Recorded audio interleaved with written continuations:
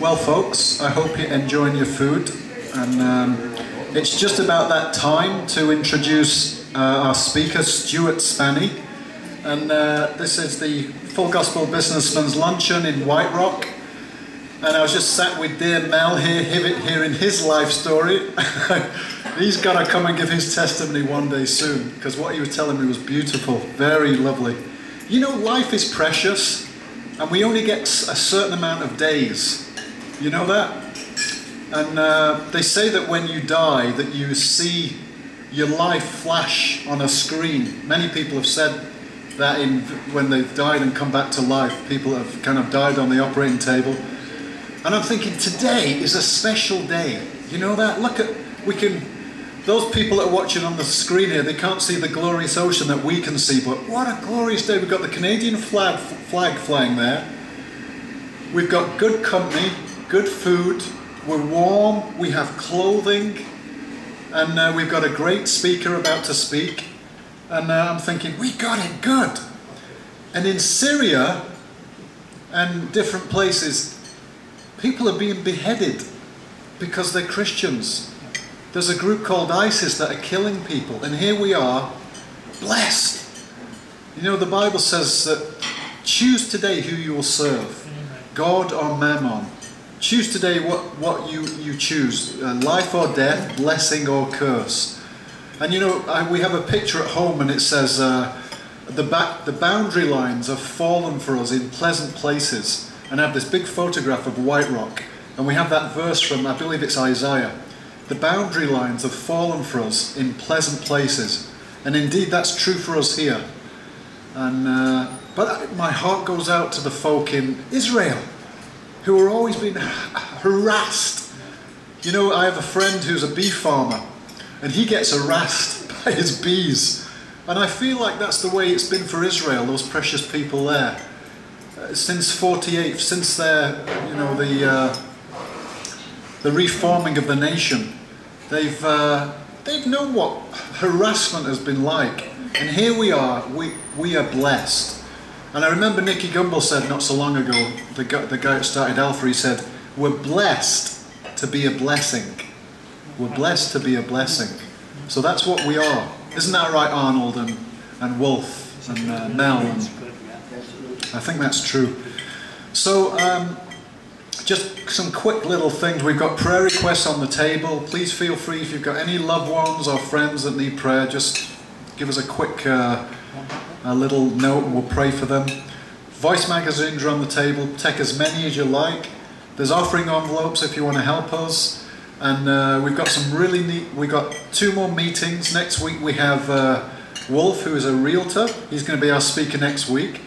He's got a great story. Wolf is from Germany, and he's married to a precious British lady from Manchester, my hometown. In fact, his wife was born in the same hospital as me, which is amazing. Withington Hospital in Manchester, which is amazing. I found that out not so long ago. And then our final speaker on the 16th of December is Eric Damewood, who's the worship leader at the Village Church. And he looks like Jesus. You can see the little flyer on your table. And if we had the screen working, you could see him, but the screen's not working today. But this guy is amazing, Eric Damewood. He's a very alternative Christian worship leader, and he's from the US, and something about him that got my interest. So he's going to come and share his story, and he's a younger guy, I think he's probably mid-25, and so he's going to be our last speaker of the year, 16th of December.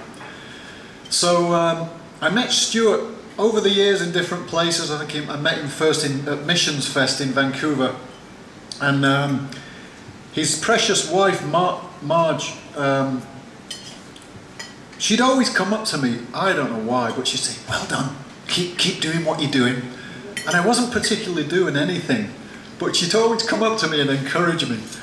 And so they say that behind every great man, there's a wonderful wife. And so I really think that that's part of Stuart's success. Stuart is a cameraman.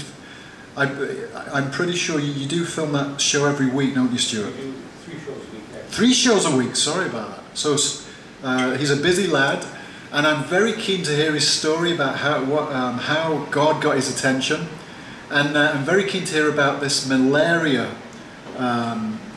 cure that he wants to promote. So yeah, Stuart's precious. He's 82 years old. He looks kind of 52, about my age. I don't know how he does that. Again, his wife must cook really good food for him. So I'd like to introduce Stuart Spanni for you. Okay, thank you.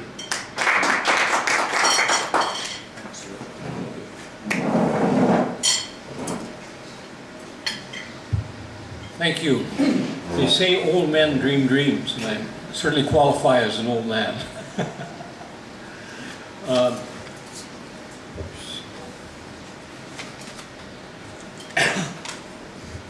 I argued with myself what I should call this talk, and it was either going to be being born again or finding joy. I'll let you make up your mind what I should have called it. I first met Christ on my mother's knees. She had met Christ on her mother's knee. They were both very godly women. But as I got older, when I was about 17, I read a book that took me away from Christianity for 10 years, more than 10 years. The book was about the Dalai Lama. When the Dalai Lama, President Dalai Lama, was 14 years old, 50 Western reporters had at him for 2 weeks and could ask him questions about any of his alleged former lives. And the answers he gave were incredible.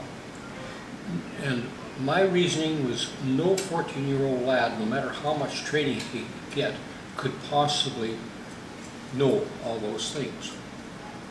And the Bible said you live once and you die. And I was absolutely convinced that the Dalai Lama had lived 27 times. And that kept me from being a Christian for many years.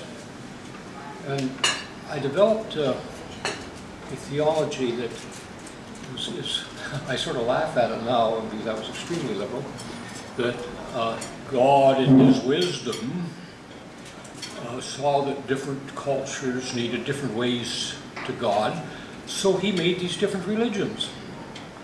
And that's what I thought for many years. And then one day, a little man who was one of the biggest men I know, Ben Gullison, who was a fellow that they started Operation Eyesight because of, walked into my office. I was selling cameras at the time, and we had a special process for people using cameras in the tropics. And Ben was back from India on a sabbatical, and he wanted his camera properly. Took to the technician. He says, yes, I can do it right away, but it'll take 2 hours. So I told Ben it'd take 2 hours, and he said, well, I came down by cab. I said, okay if I wait. And then he told me what he did. He was a medical missionary in India. So I took the next 10 minutes and I blathered on about my beliefs. And Ben very quietly sat there with a pen and a piece of paper, writing things down. And when I finished blathering, he handed it to me and he said, do you have a Bible at home? Any of you knew Ben Gullison, very soft-spoken. And I said, yes. And he says, then I would suggest you read these scriptures and see if Jesus Christ was who he said he was.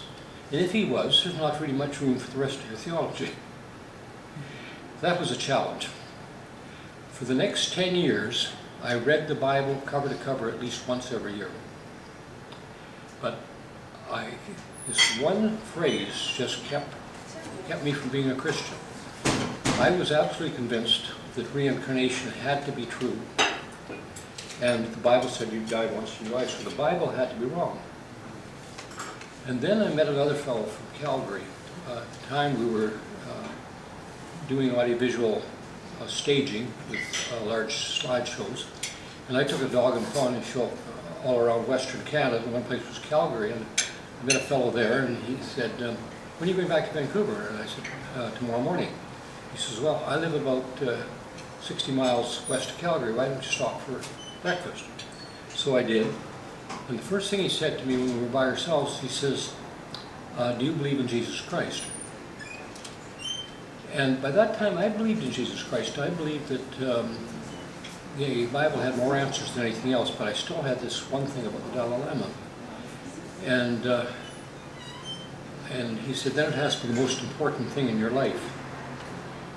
And it felt like somebody put a knife in my back and twisted it, because I certainly was not the most important thing in my life. And over the next 2 years, I spent a tremendous amount of time. I read the Bible, I read the Gita, I read the Quran, everything I could find, looking for truth.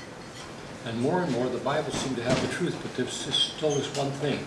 And then I was back in Calgary with the very same fellow. We were waiting for we had an appointment with the fellow right after lunch, and we were waiting in the car for him to come back.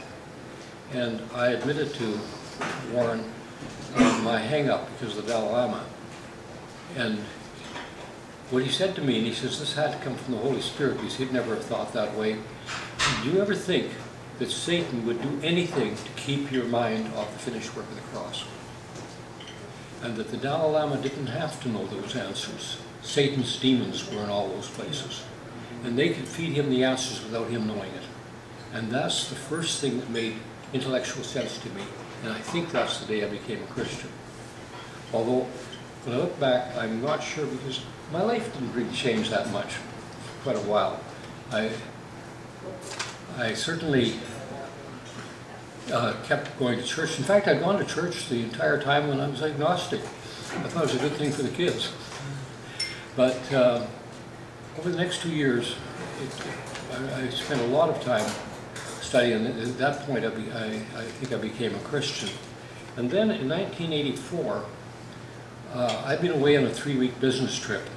And I came home on a Friday night. My wife met me at the airport and said we're going to go to listen to an East Indian choir. And frankly, I was highly annoyed. I had much more carnal things on my mind after being away for 3 weeks than going to an East Indian choir.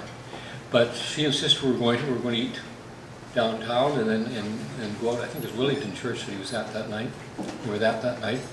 And I went to this East Indian choir, determined to make my wife as miserable as possible for dragging me to this thing. And I expected East Indian music. I was greeted instead with some of the most glorious hymn singing I've ever heard, and modern verses. And Van Naka told the story of Mizoram, which is the most Christian place on earth. The Mizo people in northeast India, by 1979, every Mizo adult had been baptized.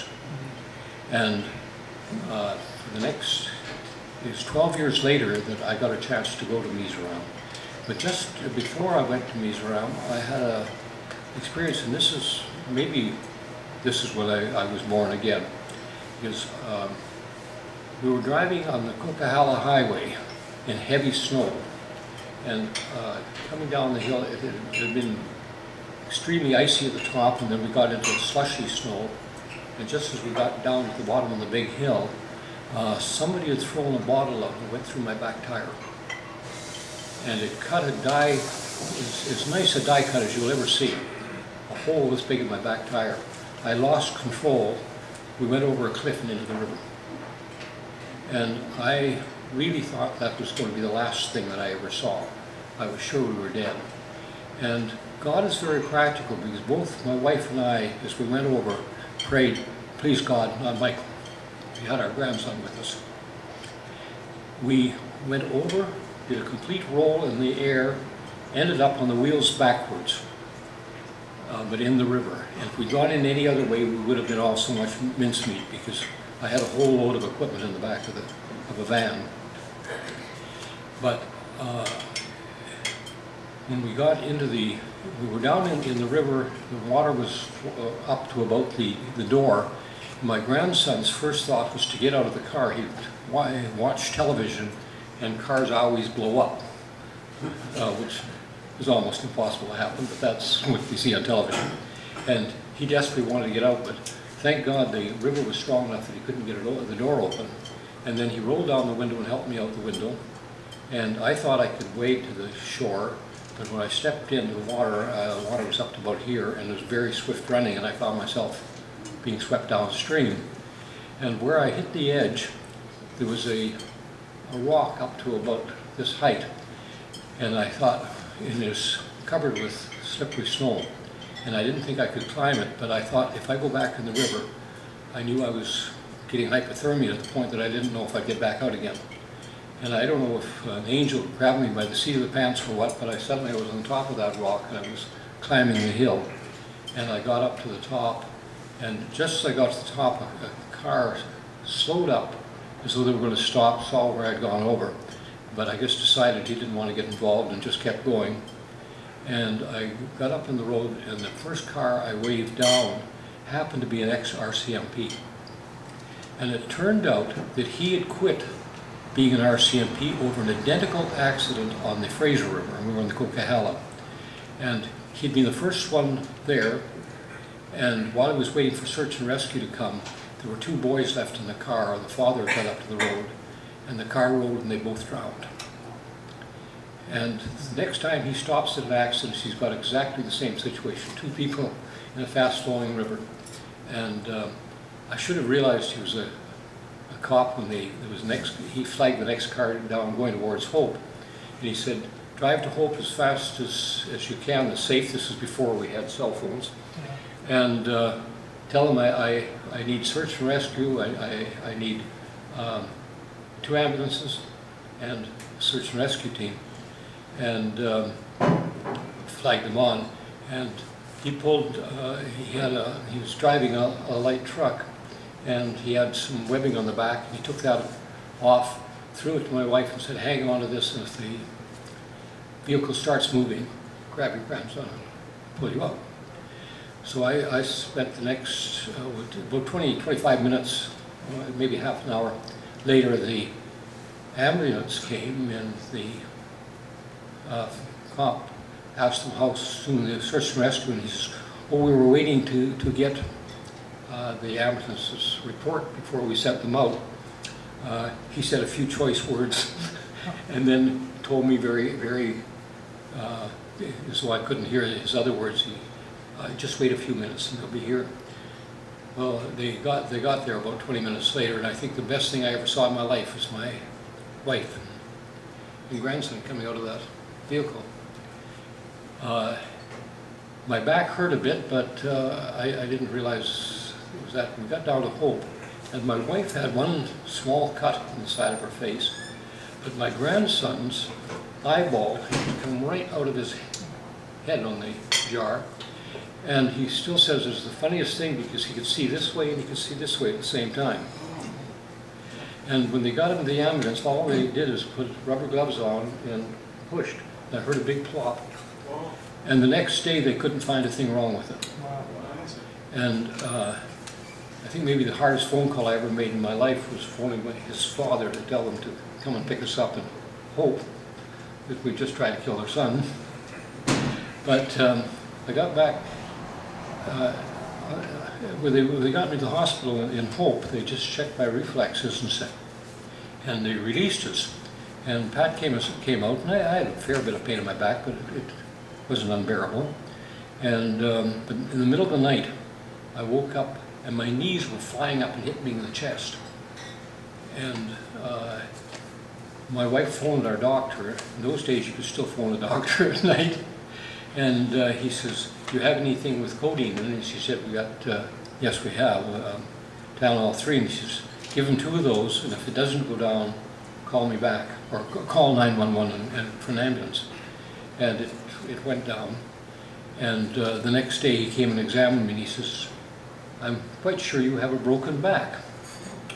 But it's not a bad break, and the worst thing you can do right now is move around. He says, bed rest is what you need right now. So he says, this was a Tuesday, and he says, I'll book a x-ray for you on Friday. And sure enough, I went in on Friday, and I had crushed a vertebrae, and I was about a half inch shorter than I was before I went over. But on Sunday, I was booked to speak at a church on behalf of Operation Eyesight, and I phoned them and I said, I've got a broken back, but I found I can sit up for a little while. What time do you want me to speak? And I'll be there 5 minutes before it, and then go home, which I did. But that night, I had a fantastic experience. I woke up at exactly 12:30 at night. I have a digital clock, and I remember seeing the time. And by that, and I was, every so often I would go into spasm with this back. But I found by that time I could sort of, you sort of stretch around and move around a little bit and ease it up, and the pain went away. And I did that, and I had a dream. Whether this is a dream or a vision, I'm not quite sure. But for exactly 1 hour, it was like I was sitting at a narrow table, and the person sitting across the table would be somebody that had done something nice to me in my life. And I would thank them for what they did. And these people were the age it had happened. A lot of them are long since dead.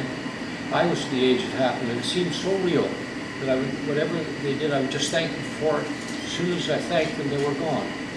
And the last one was a fellow by the name of Darwin Dewar. I don't know if any of you knew Darwin. He's gone now. He had a young man, but died of a brain tumor. But he was an evangelist at UBC. And I'd helped him just 3 weeks before our accident. I'd helped him with a show there, and we were lugging the equipment back to the car.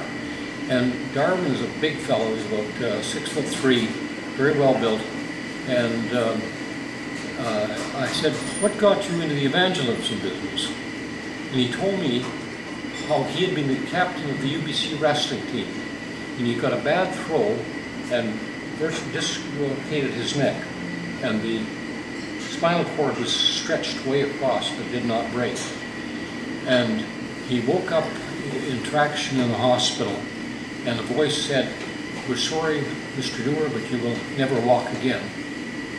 But we're hoping that you will at least have some movement in your arms." He had just become a Christian under Campus Crusade, directly under Bill Bright. And they mounted a worldwide prayer vigil for Darwin, and 3 weeks, or 1 week later, 7 days later, he walked out of the hospital with no pain.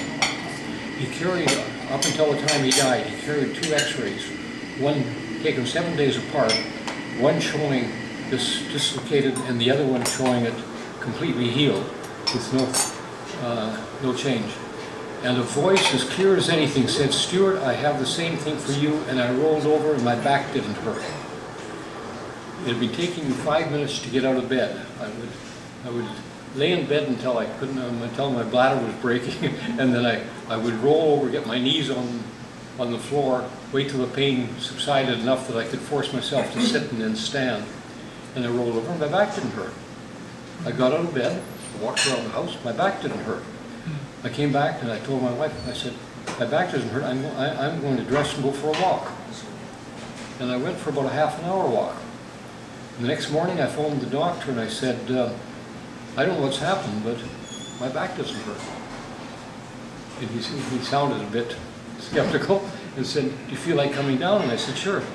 I went down, and I'll never forget it. He looked me in the eyes, put his hand behind me and pushed on the broken bone. And he says, "My God, it doesn't hurt." And I said, "You're right on both counts." And maybe that's when I became a Christian. Because that is what changed my life. I thought, if a God can do this to you, I'll do anything for him.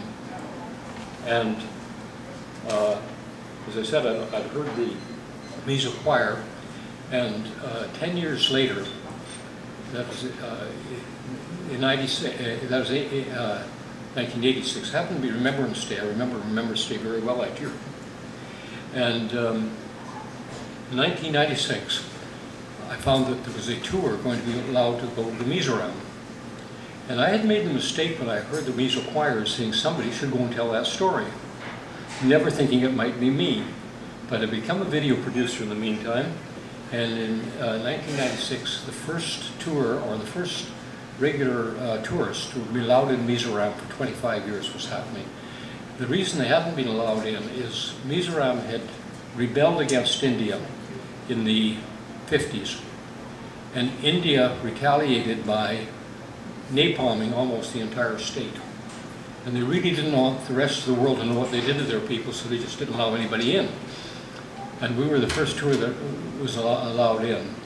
And I found Mizoram an absolutely fascinating place. Imagine a place in India where there's 1 million people with no starvation, no homeless, no beggars, and almost 100% literacy. The video I did, I used Vancouver as the whipping boy. That at the time, the UN said that Canada was the best place in the world to live, and most Canadians think Vancouver is the creme de creme of Canada. And yet we have starving, we have beggars, we have literacy, we have homeless. Here this place didn't have it. And I'll cut this part of the short very short because I'll tell you something that happened the year after. But when I got on the plane to come home, my seatmate happened to be a Hindu engineer. And I managed to lead him to Christ between Calcutta and Delhi. But the story was a year later. I was on the same flight in '98, and after I'd had this, it's a fantastic experience. I'm trying to write a book, and you can read that in my book if I ever get it written, of how this fellow came to Christ. I prayed before I got on the plane that I would have a chance to witness. But between Calcutta and Delhi, people on each side of me did not speak a word of English. But we landed in Delhi, and I was sort of annoyed at God that he hadn't given me something to witness to. But as we landed in Delhi, the man in front of me stood up and yelled, "My wife is dead." And I looked over the top of the seat, and sure enough, his wife's head was back, her eyes were rolled back, no sign of life. And I grabbed her wrist, and there's no pulse.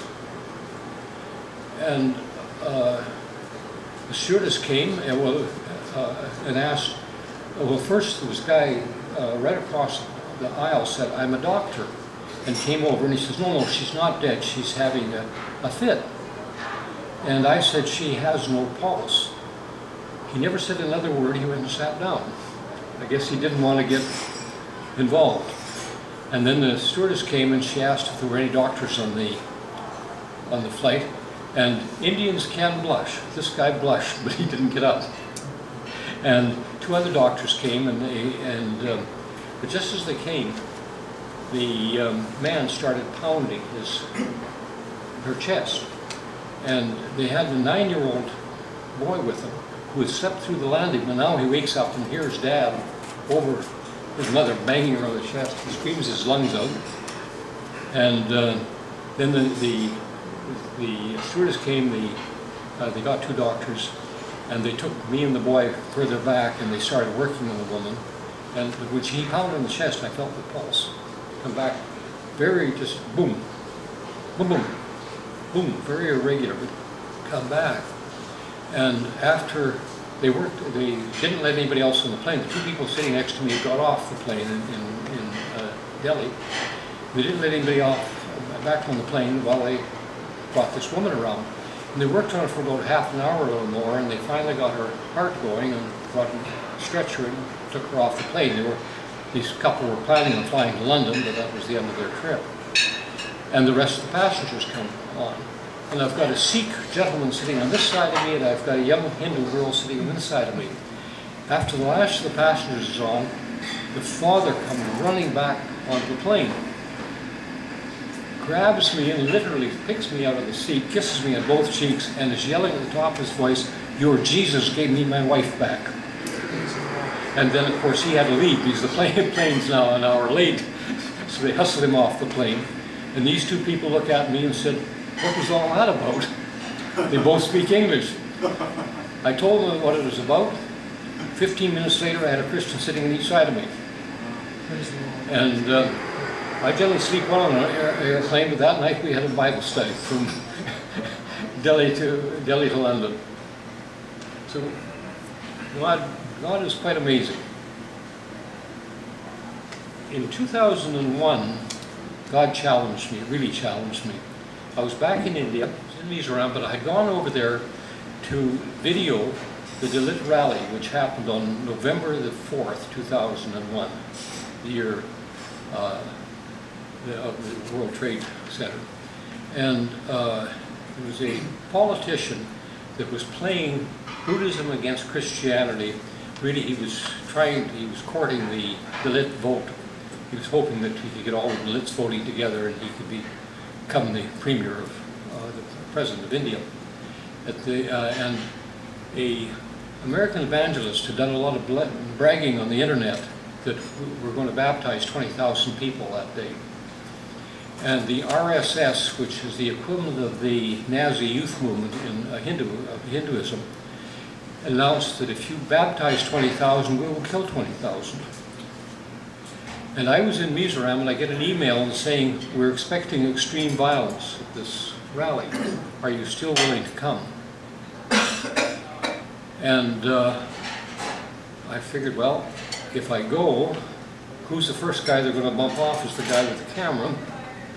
So I really figured that probably the 4th of November was going to be my last day around if I went. I sat down that night and I wrote my funeral.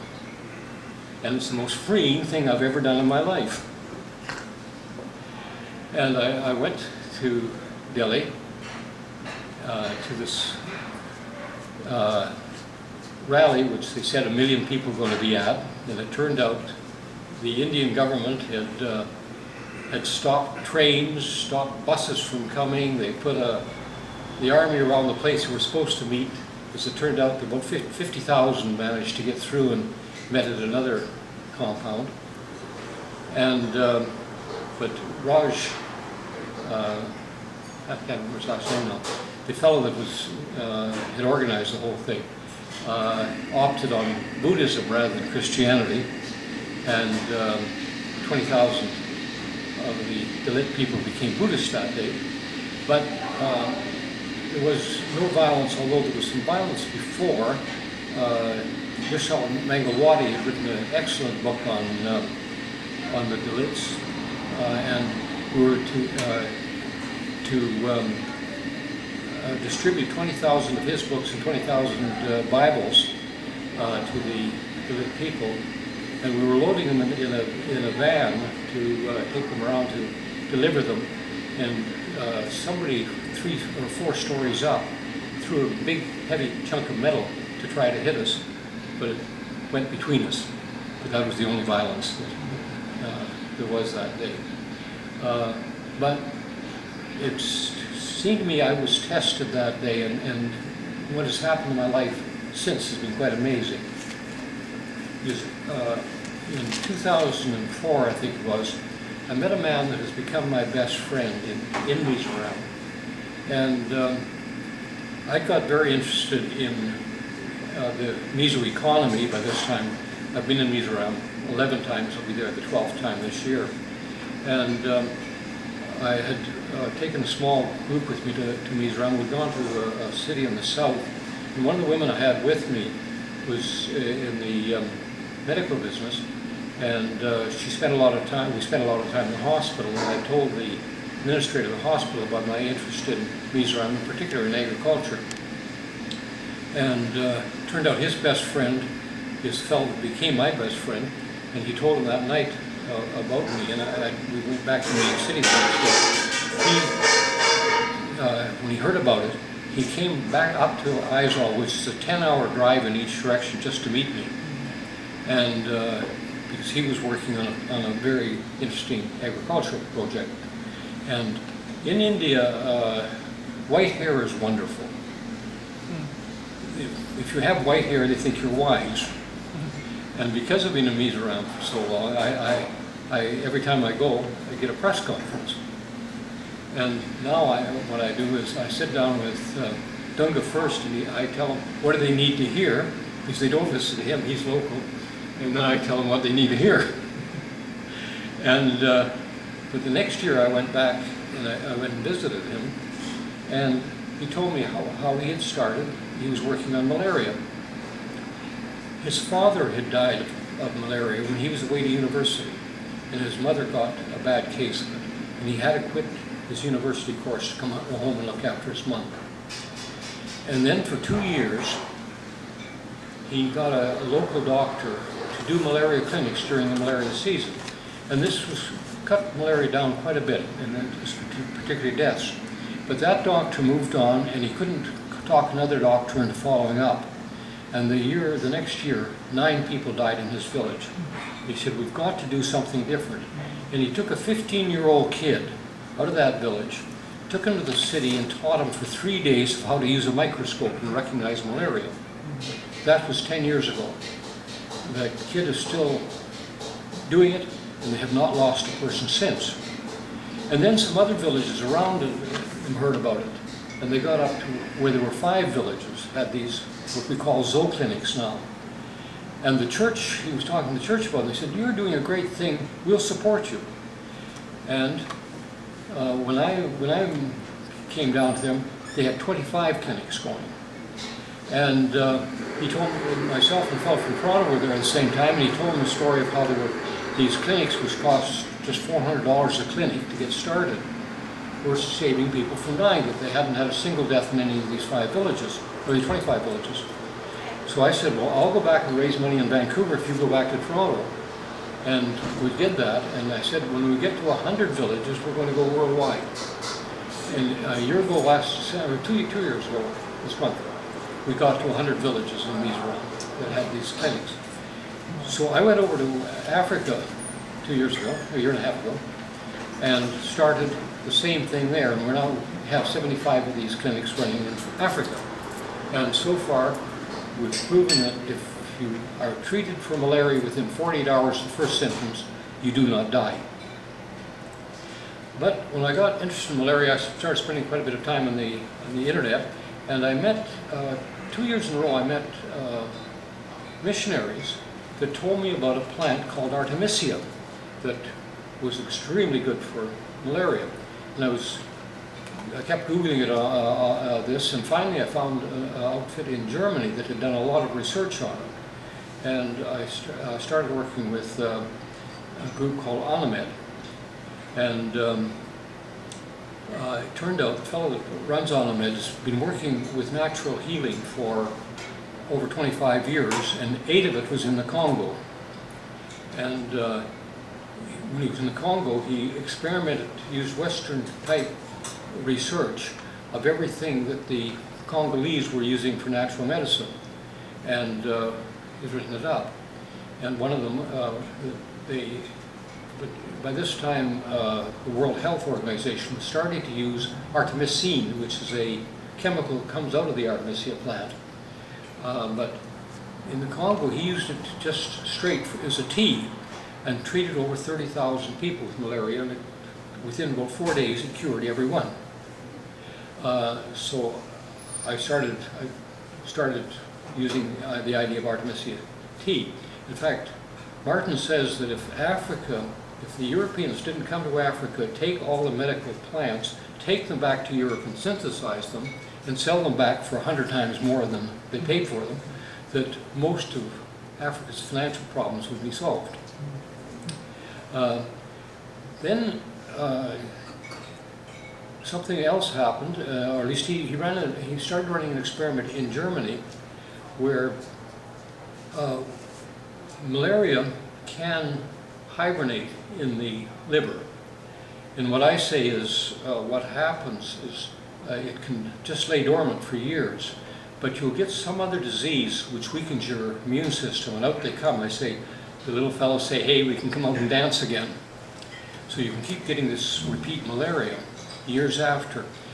So he ran an experiment in Germany where he took people in Germany that had malaria, and it had to be repeat malaria because there's no live malaria in Germany, and has been treating them for the last 3 years, and has been 100% successful in stopping it repeating.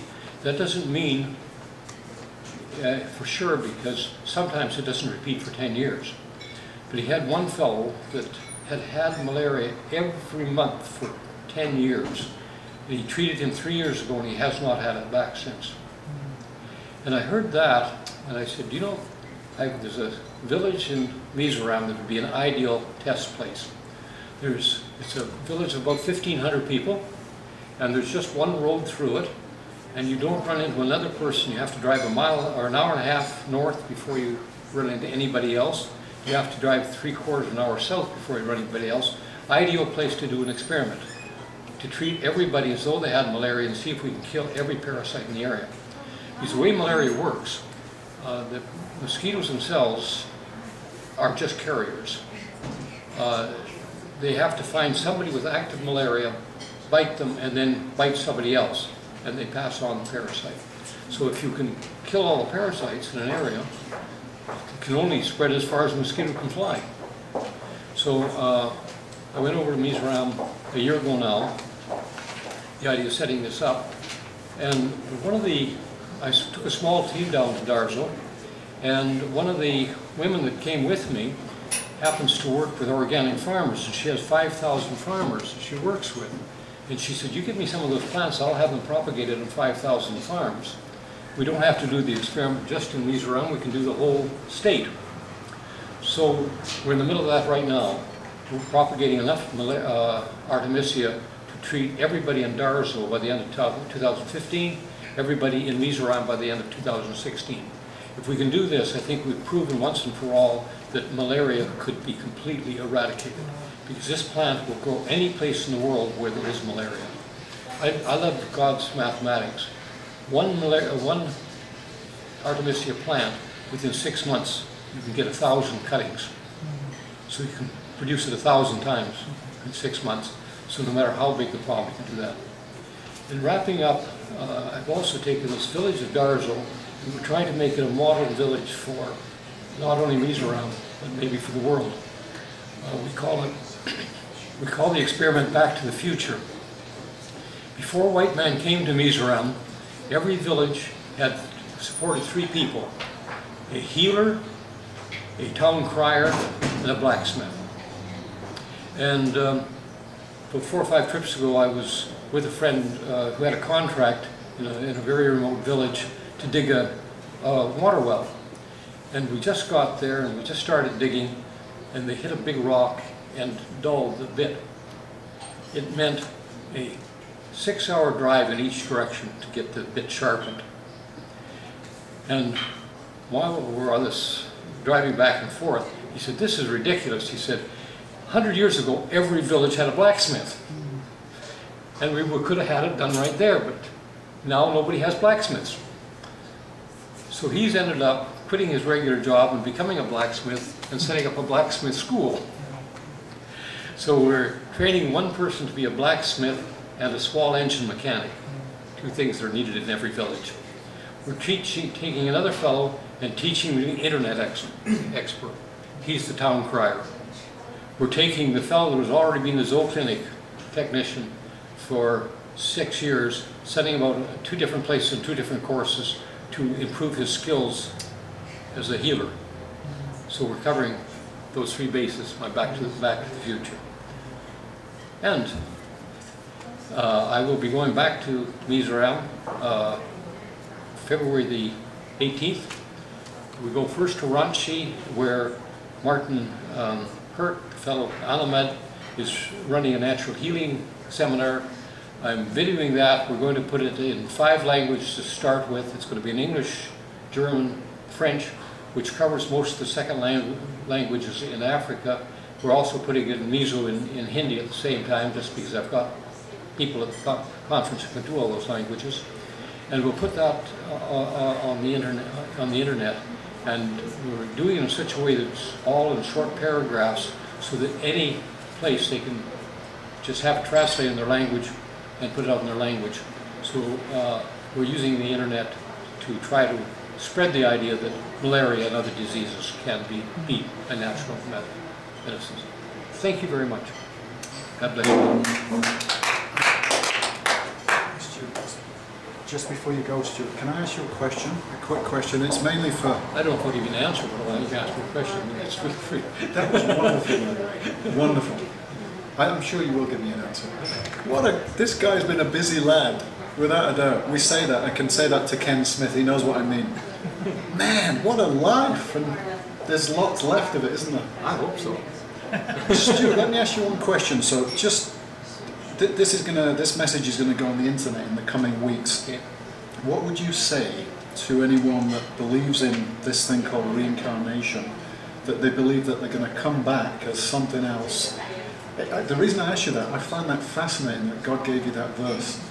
I remember speaking to one man who believed in reincarnation, and I'm not very smart. I've not got a great memory, but God supernaturally gave me that verse. It is appointed unto man to die once, then face judgment. That's right. So I've got a real heart for these folk that believe that you're going to come back again, which is a lie from the pit of hell. So Stuart, what would you say to those folk that believe in that lie? Well, the story I didn't tell was the fellow that I led to Christ on the airplane. Because the story behind it is I had not, the roads in Mizoram are terrible. I tell the Mizos I know why they're all Christians, because when they're on the road they're never more than 3 feet away from death. And we were coming out of Mizoram and in taxis, and I was quite sure you're always looking over a 500-foot cliff on the roads. If you meet somebody, the Mizo drivers are amazing. They meet somebody and they always somehow manage to stop before they hit. And I was quite sure I was going to die that night because I didn't see how anybody could stay on the roads. So I stayed awake. And we get to Silchar, and there's lots of mosquitoes.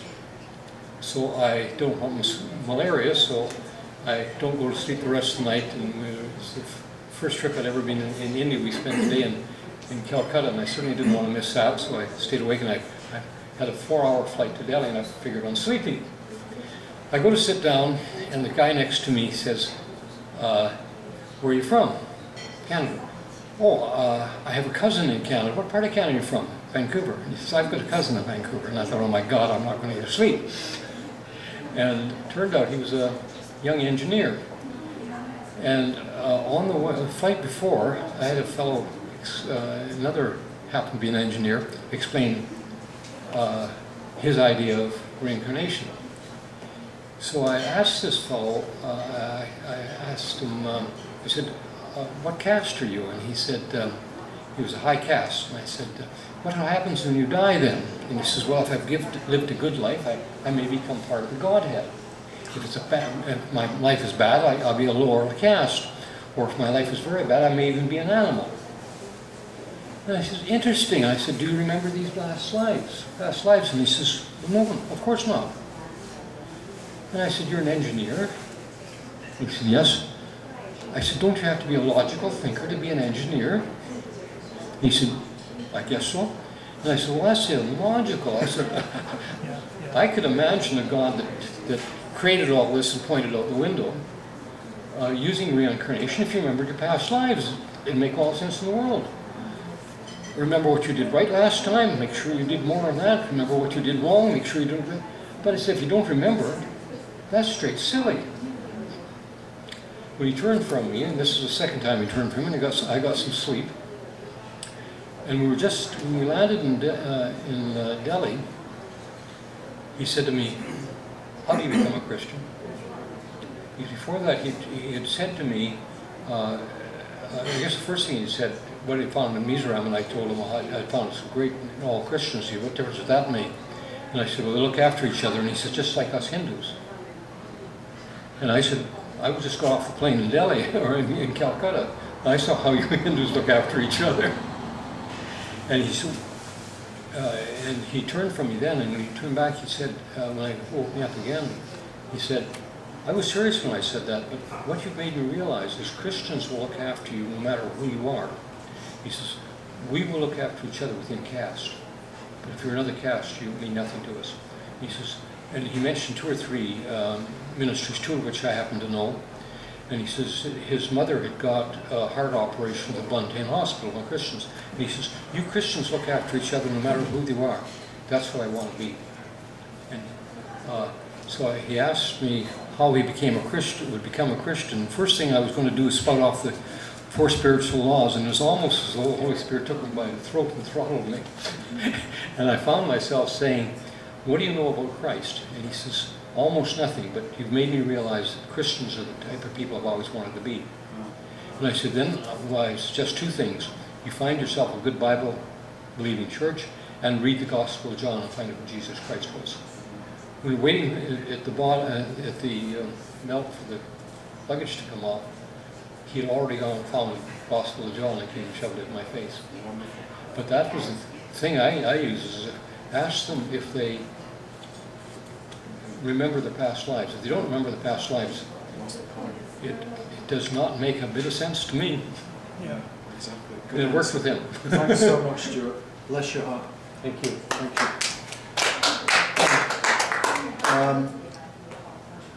You remind me, Stuart, when I was in England last time, this fireman was called to a house, and this man didn't want to leave this house that was full of flames.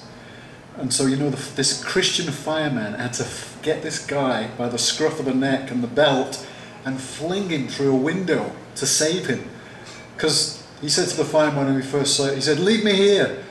And firemen don't leave you there. They'll get you out one way or another. And I think that's what lots of people are like. They're very reluctant to be saved, whatever people think that means. And sometimes it means life or death. And It always means life or death. It's just a matter of interpretation of time. Exactly. Yeah, whether it's eternal life or physical life. And so yeah, the reluctant victim was saved. And I think sometimes we need that. We need a few flames to get our attention. But even then, some people won't are reluctant. And I needed a broken back. Right, you need a broken back.